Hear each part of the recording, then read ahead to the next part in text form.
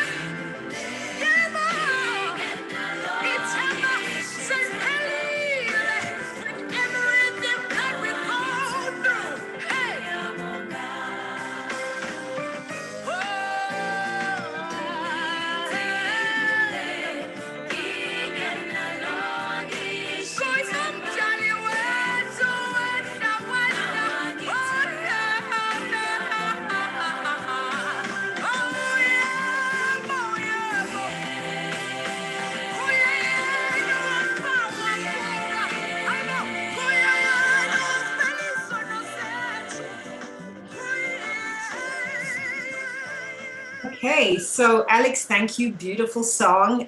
Great way for us to start our morning. We'd like to say good morning for those of you based in Central African time, in South Africa, for those of you in the UK, good morning. For those of you anywhere else in the world, we'd like to say hello. It could be night for you, and but we'd like to say happy Sabbath because it's Sabbath anyway. So we'd like to welcome you, those of you who are on the Zoom platform, those of you who are watching us via YouTube or via Facebook, we'd like to welcome you to iIntercede. iIntercede is a place where we get together. It is a place of fellowship. It's a place where we come to pray with one another, to hear each other, and it's a place where we can dwell together. This morning, iIntercede will be taken by none other than my husband, Errol.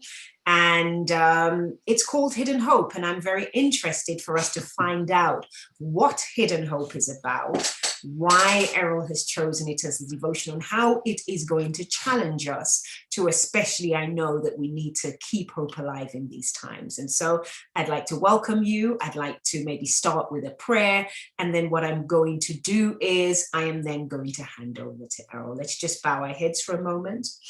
Oh, Lord God, we give you thanks. It's Sabbath. It's a blessing for those celebrating birthdays, anniversaries, for those just celebrating life. We give you thanks, oh God.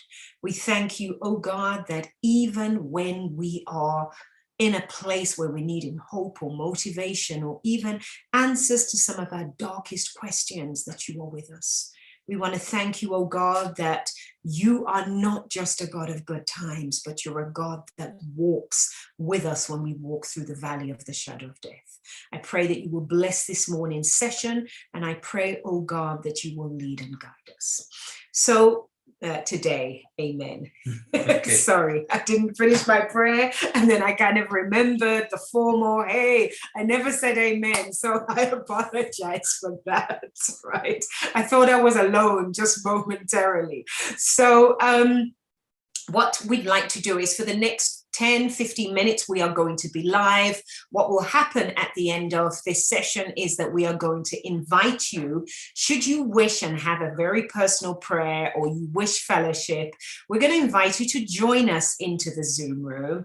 And if you're not going to join us, then on YouTube or Facebook, you are free to send through to us your prayers, your wishes, and as a team, we can pray over it. I'd now like to hand over to Errol. Thank you. Okay, thank you so much, and welcome to everyone this beautiful Sabbath morning. And it's again always just a great opportunity to spend some time just engaging through this platform that we have to talk about matters, to talk about issues. The theme of this particular month is about service. And, we talked about connect, grow, and serve. And one of the ways in which Paulette and I find means to serve, and there are many ways, is that we find that counseling is our way to serve people. And that probably emerges out of our own sort of experience of failure, our own experience of challenges in marriage, and how God has taken us through. And so that's the place where we sort of give most of our space and time each week to lean into and to help people to somehow flow and get through some of the spaces they're in. And it's not just in marriage, but in other areas also. The purpose of this devotion, however, is really based upon, from a context of serving, it's about how to appreciate the importance of walking a journey with somebody who's going through pain and their lives are literally falling apart. And what it means to walk a journey without having to feel the need to fix them or turn them away from their pain.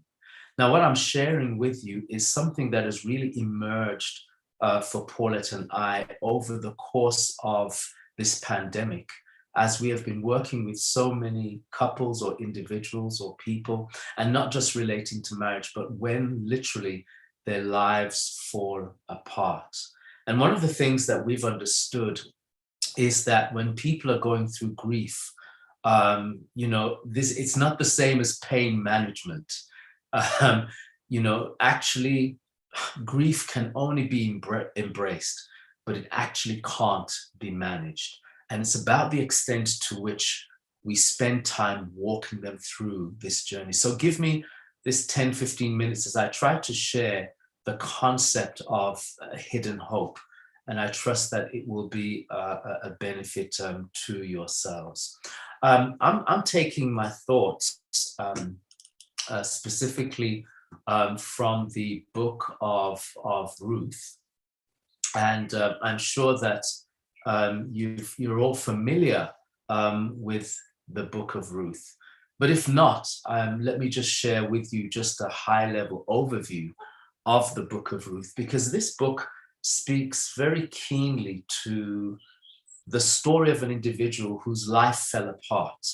And I just spent time just imagining and reading around and reading several books as well, and through our own counseling experience, what it must be like when we're having to walk a journey with a friend of ours in our bubble, in our circle of friends, and how we help them through that, because we can't just abandon them, but how do we help them? And one of the things that I'm so grateful around Metro about is the space of authenticity that we have within our community to be able to share our felt needs and to be able to share our pains. And I think that is a fairly unique feature of Metro. And I'll tell you why as we go along. If you look at the story of Ruth and the book of Ruth, obviously the story initiates with Naomi. And it sounds to me that she's in a good marriage. She has a wonderful husband. She's got 2 fine sons. And there's a set of circumstances that happen in Bethlehem, there in Judea, where a famine or a pandemic, if you please, then strikes. And so it seems that there's going to be a family decision to leave Bethlehem and move to Moab, where they will wait it out until the actual famine is over in that particular region. And so I'm assuming that as the family met, they assumed that it would be a very short stay in Moab, and that, you know, they would go there to Moab. And when the rains came back into Bethlehem in that particular region, they would return, and she would naturally return with her husband. She'd return with her 2 sons, and maybe, perhaps, she may return with 2 daughter-in-laws, you know. But it would appear as you read the book of Ruth that the Lord didn't seem to do anything to preserve the dreams or the expectations that Naomi once thought was essential to her happiness, because happiness was made up of, you know, her husband, her sons, the possibility of daughter-in-laws. It seems as you read the book that he did nothing to provide her with a meaningful good time of growing old with a devoted husband. God didn't seem to provide her with the ability to watch her sons loving on their wives or proudly observing them, you know, as she began to have grandchildren, for instance. It would have seemed that tragedy struck whilst they were away from their home country. And the tragedy that struck is all too evident as she loses her husband. That's what the Bible first records. And that alone is devastation. But then her 2 sons, in which she still has hope in, they get married, and one to Oprah and the other to Ruth. And then in the course of time, the 2 sons die also. And so you can imagine it's when the shoe drops on one side, at least you think you can cope because at least there's other things going for you. But when multiple things drop at the same time, then what happens is that life seems to be crumbling and one's life seems to be shattering all at once. And in the midst of this, God seems to be silent. He doesn't seem to be present. And for the person experiencing this, it must be a traumatic experience. As you read the story, you begin to pick up at least 3 characteristics of Naomi's despair.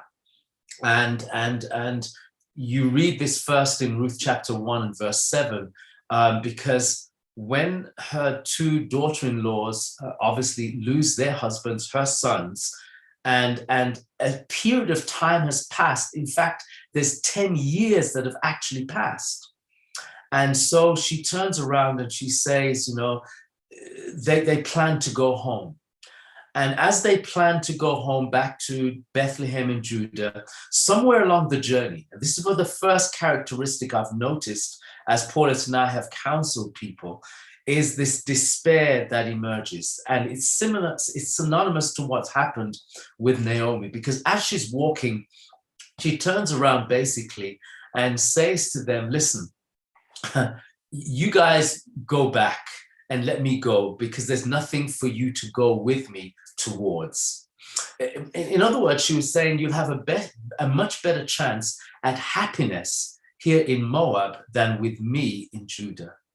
And in other words, when I looked at that, it was synonymous of saying, listen, true happiness is where you have marriage, where you've got children, where you've got a nice house, and you've got the right culture, and that's a better life. And the likelihood of achieving that happiness would be only possible if they left her. And that's a characteristic that I've found when people are going through deep trauma.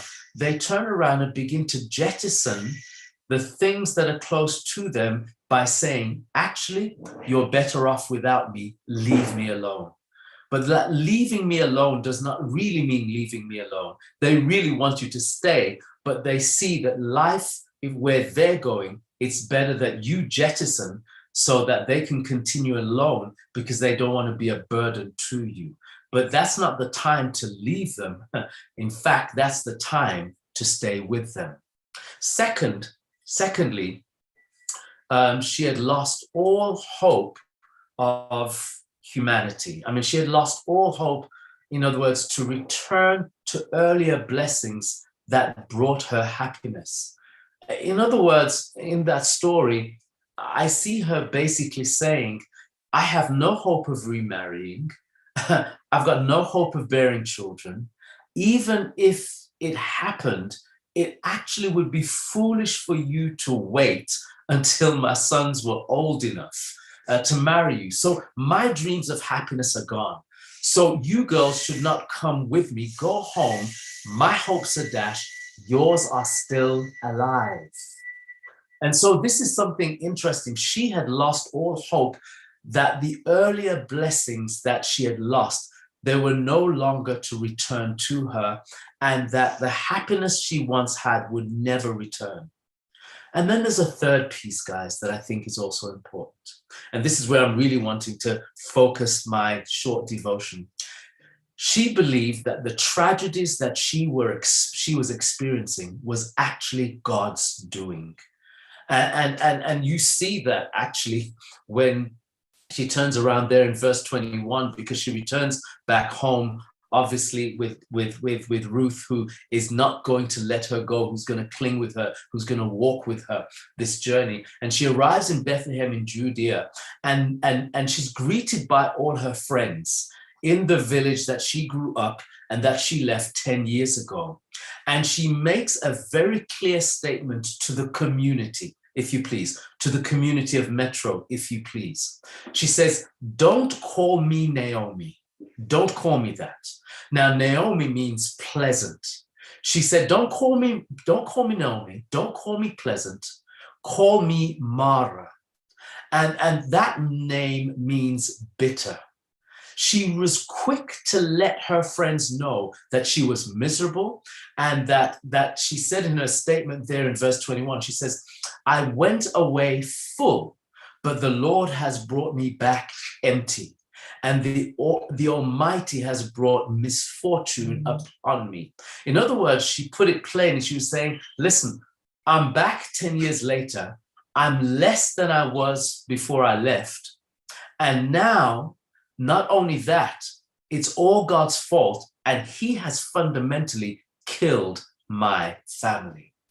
Now, I want to pause here just for a moment, because what I see happening with Naomi is that she broke all the rules. She took a risk. Naomi took the risk of openly admitting her bitterness and her depression for the circumstances that she found herself in.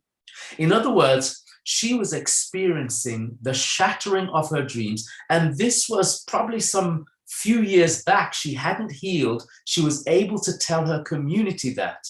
And what I stopped and thought about there radically altered the way Paulette and I began to work with people who were experiencing moments of trauma, moments where their dreams were shattered, moments where they were experiencing pain, and they desperately wanted permission to fully express and vent how they were feeling about God, that he was not on the top 6 lists of friends they could rely on, because where was he when this was going on through their lives? Now, let me stop there for a minute. You see, when someone generally shares their story about their experience, and if you be honest with me, just be honest with me for a moment, The Christian community can be a dangerous place to be when your dreams break. When the church can be the worst place when your dreams shatter into 1,000 pieces. Because, my friends, initially we're warm, initially we're understanding. But what I've discovered in the church, and I'm just wanting to be real, is that there are two unwritten rules that eventually surface when you share your pain with others. The first is this: your mourning about your circumstances has a time limit. I don't know if anybody knows what I'm talking about, but there's almost an expectation that what you're experiencing should have a finite time in which it should be managed. And the second is that, listen, there's a proper way in which to mourn your circumstances. And I'm not just talking about death here. I'm talking about the loss of a job, or even searching for a job and finding that you can't get a job. It's not working out, or different circumstances that are going on in your life. And the second rule is there's a proper way in which you should mourn. In other words, ugly battles should remain out of sight, and acceptable battles may then be shared. And what Paulus and I discovered is that when people share it, because I come from a world where part of my work is to motivate people to think differently. And Alex, I'm sure you know what I'm talking about in that regard. We receive what we're hearing, and we want to fix what they're experiencing, put them through a particular way of looking at things, which then allows them to look at life differently. And in looking at life differently, it sets them on a journey of hope, moving them from despair, moving them to better possibilities. But what I have discovered, my friends, is that there are moments where trying to do that type of intervention actually says more about my own fears and my own lack and my own inability to walk the journey of pain with that individual than it does say about them, who are just wanting someone to understand the authentic space that they are in and are wanting to express it in its fullness without judgment. And in the church, we're not ready for people when they express their full experience of a hidden God that was not present when they needed him most. Because we want to say, well, let's go to the scripture. He's always with you. We want to say, no, weeping may endure for a time, but joy will come in the morning. We want to deluge them with the kind of text that will shift their lens, but not allow them the experience of being able to express exactly not only how they feel, but the recognition that this also is one of God's path towards restoration and wholeness. Now, this was difficult for Paulette and I initially to understand, because why wouldn't somebody want to get a different perspective? But what we have discovered during this pandemic is that with the story of Naomi, with the story of Ruth, God allowed himself to be hidden, to be silent, to not intervene, to allow her to express. She expressed herself within the context of her community. And in the context of her community, the Bible then turns around. And it was quite interesting in chapter 1 and verse 22, as she returned to Bethlehem, the barley harvest was beginning. Now, this is important to understand, because when she left, it was because of a pandemic. It was because of hardship and things that were going on. She left and went into more difficulty through the loss of her husband, the loss of her sons. She's coming back now, dejected, with one of her daughter-in-laws. But the author, the writer of Ruth, makes it very clear the barley harvest was beginning. In other words, the pandemic was over. The beginnings of of now reaping, because the rains had come. Now there was joy, but whilst there was joy around her, she was still feeling sad. But the sadness was not an indication that God was not working out a plan for her. She was not going to get what she had in the past. It was never going to return, but God was going to give her a different type of joy. You know the story very well, because that's where Ruth met Boaz, and Boaz was a kinsman redeemer, and through that kinsman redemption, he redeemed the whole family. But more than that, they gave to Naomi a grandchild. That grandchild was Obed, and Obed, as we know, then fathered Jesse, and Jesse fathered David, and David was from the fathered the line to which Jesus came. But guess what? Naomi did not know any of those things were going to happen. All she had was a grandchild in which she was able to love on. Her past never returned. It never came to a place where she would miss her sons or miss her husband or those things that had happened to her. But God still worked a plan for her. Now, why am I sharing all of these things? I think in the church, what happens when we experience people going through grief is that we've both got a time limit on how long they should grieve and how they should share their grief. The third thing, however, is we need in our bubble of friends that go through moments where they have shattered dreams. I believe we need to be willing to walk the journey with them in their grief without necessarily having to try and move them away from their grief, but allow the time and what God has in store for them to come to its fruition. Now, why do I say that? I say that because what Paulette and I have discovered is that as we've walked with some couples, some for 6 years, some for 7 years, some for a decade, through their grief, today we now see, and it's why when we do many of our programs, we come back to those very people we've been working with over those years, and they have a totally different story to tell from the story they experience. But if no one walked that journey with them, if no one walked that path of pain with them, I'm not sure we'd be able to then turn around and say, there was hope in the midst of your darkness. Now that you can see the hope and you can see the outcome, can you now come and share what you've experienced to give others perspective of what they're going through? And so really what I wanted to share with you is that small devotion with a few thoughts. With every farewell of something that you lose, because we're all going to lose something in this life. It's inevitable. Sounds dark, but it's inevitable. There's always a hidden hope behind it. For those of us who understand grief, no explanation is needed.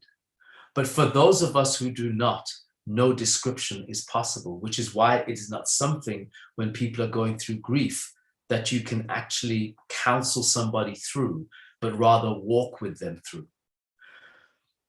I've discovered that grieving carries a very heavy load, and you can add it by judging, criticizing, and at worst, forgetting. And that's where I think is one of the great fault lines in our church, is that once we've come past the time period in which people have been going through grief, we find ourselves moving on and forgetting that they may still turn up. And whilst their faces look okay, they are still in a time of grieving. And the worst thing that we can say to them is, how are you doing now? Are you okay? How's it going? Because all they can then turn around and say is, yes, I'm okay. But they don't really want to say, I'm okay. They really want to say, can you give me space to tell you what I really feel? So we've got to understand that grief is not something that has a very short lifespan. I think moving forward, if you're wanting to understand more about what I want to share, what we're sharing, we're going to talk about that more in obviously our breakout groups. And that's going to give you the opportunity to come in and maybe share your space. But what I'm wanting to engage yourselves around as you go into your groups is, and this is for practical purposes, it's how do you walk alongside those in your bubble who are experiencing dreams that have shattered, experiences that have shattered them? How do you walk alongside them? And I'm asking you to discuss that, and not only discuss that, but there may be those of you who have shattered dreams, who are going through experiences that you have not had permission in your mind to share in your small group.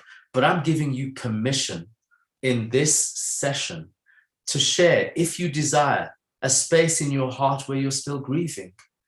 And it's okay to share it with your community, because one of the things I have loved about Metro is, and what my mother often says she loves about Metro, is that this is one of the few most authentic churches I've ever come across where people are able to share their circumstances and their pain and receive prayer, practical help, and nobody goes out to chat their business.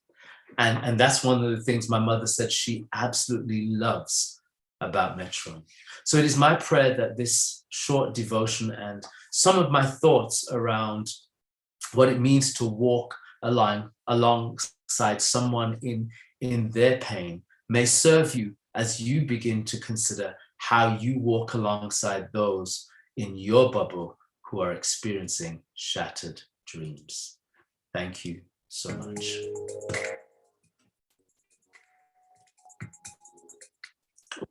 That was not meant to happen. That was not meant to happen. That is the reality of glitches. And nevertheless, we do trust and pray that those of you who have been watching this online will be able to join us. Thank you so much.